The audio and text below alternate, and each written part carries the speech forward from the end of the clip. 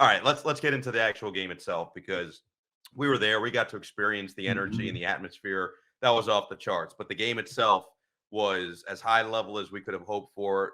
Offense came at a premium in the first half, and then both teams put drives together in the second half and eventually found their ways to the end zone on different occasions. But a lot of takeaways. I know that you've got a lot to break down. So I guess what was now that you've had a few days to let it rest and really let it sink in, what have been the main takeaways for you? Well, I think one of my first takeaways is, we kind of expected Sam Hartman to play well, and he did. And we kind of knew what we were getting with him. The big question was, what would Kyle McCord be like? This was going to be his biggest challenge on the road against a really good team. And I think he responded in incredible fashion. I mean, that last drive that he took them on to win the game was epic. I mean, and he made plays, big time plays, converting third downs, converted a fourth down, converted a 3rd and 19 to the 1. So, I mean, he showed great poise and composure and playmaking ability. And I think if you're an Ohio State fan, you feel really, really good about your team and your quarterback situation now, more so than probably going into the game, Saturday night at Notre Dame. So that's my first takeaway. Notre Dame played well enough to win. However, they did not execute in some key situations. They had a couple 4th and 1s that they did not convert. They missed a field goal. On that last drive, they gave up, like I mentioned, a 3rd and 19. They had pressured Kyle McCord on a couple downs in a row. And then on that 3rd and 19, they decided to rush 3 and drop 8. And he made a big throw. And then, of course, the biggest poor execution situation was not having enough guys on the field the last 2 plays of the game. And it didn't hurt them on the first play because it was a rollout pass and they had coverage. But when Ohio State ran the ball for the game-winning touchdown, they ran right into a voided area that was missing a player. And it's just almost hard to believe that could have been the case at that point in the game. But that was a big-time mistake. And, as we talked about all the way down the stretch, I kept saying it feels like there's no margin for error in this game, right? There were no turnovers. There were a couple costly penalties, but those breakdowns at the end ended up being the margin of error for Ohio State to take the win. And they earned it. I mean, they marched right down the field behind their new quarterback and got the W on the road.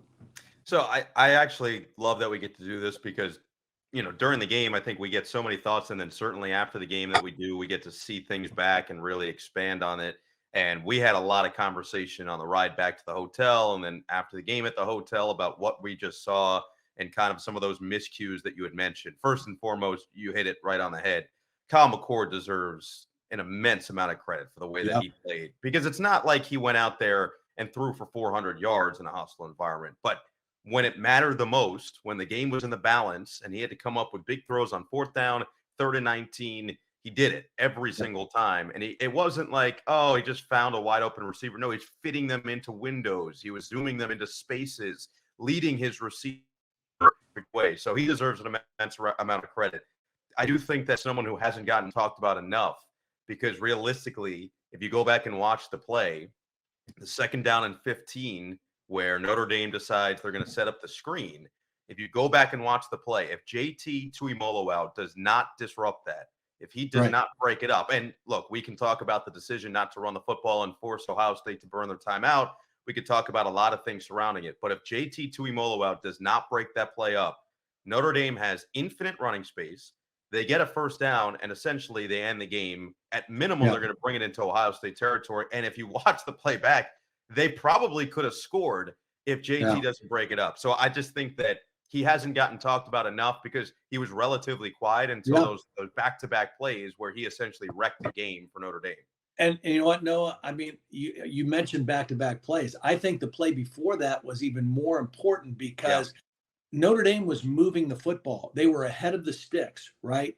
And on that first play where they tried to fake it to one back and give it to the other one, and they're bringing the backside guard to try to block JT, if they execute that play, even if they gain 2 or 3 yards, they're running again on second down, but because he blew the play up and it was a loss of yardage at 2nd and 15, I have no problem. I know a lot of people think you should run there, make him use a timeout. I don't have a problem with calling the screen. I think it's a very safe play. JT made an incredibly athletic play, but I think Notre Dame's thinking if we get one more first down, the game's over, right? And so, but 2nd and 15, they had to try to get some of that yardage back to have a choice on third down.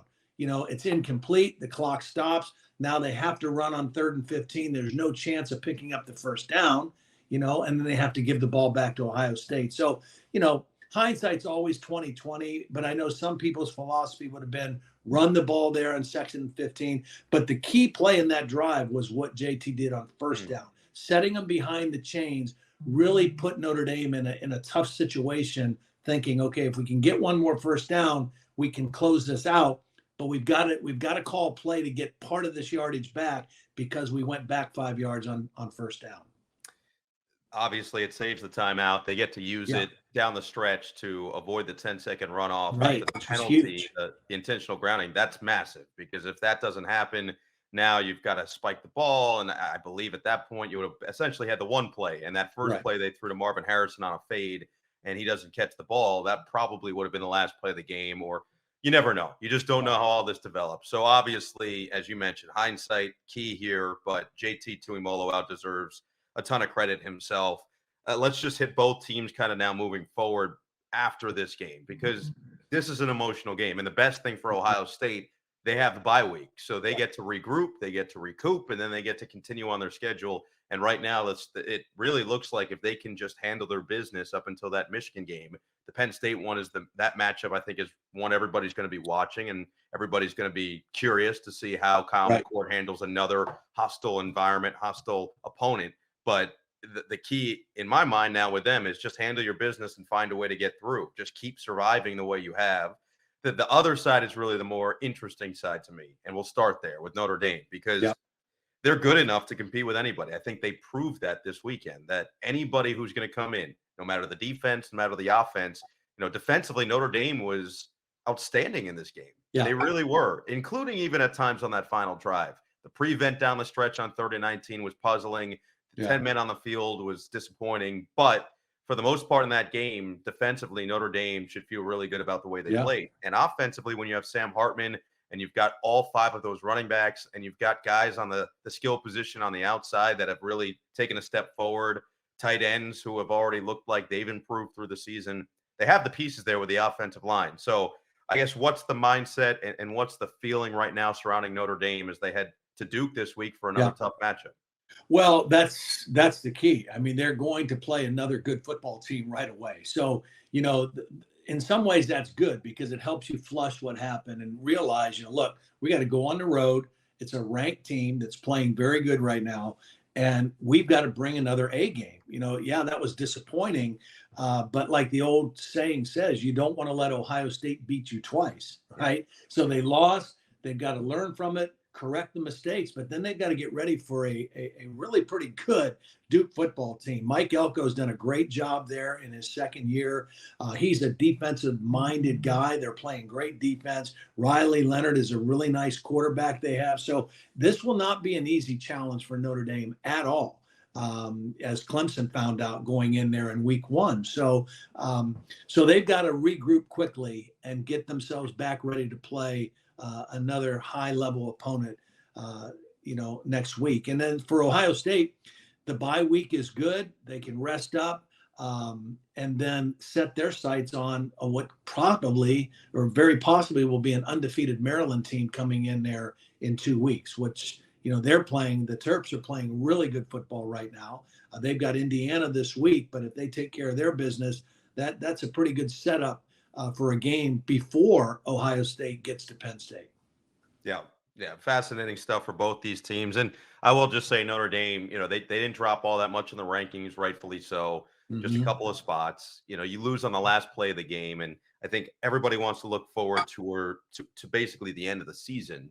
for all these types of teams. I mean, it's week 4. To have a loss to a team like Ohio State in week 4 does not kill you here. If you handle your business, you've got Duke, which is a ranked team on the road. You have USC coming to you. You just have to now, you can't afford another loss. I think that's the key. If you want to be a legitimate college football playoff team, they're capable of it. They're capable of running the table here, but they have to handle their business every step of the way. They have to be buttoned up, and they can't make mistakes like they did down the stretch this past weekend. Right. Yeah. And everything is correctable. All the mistakes they made in that game are correctable mistakes.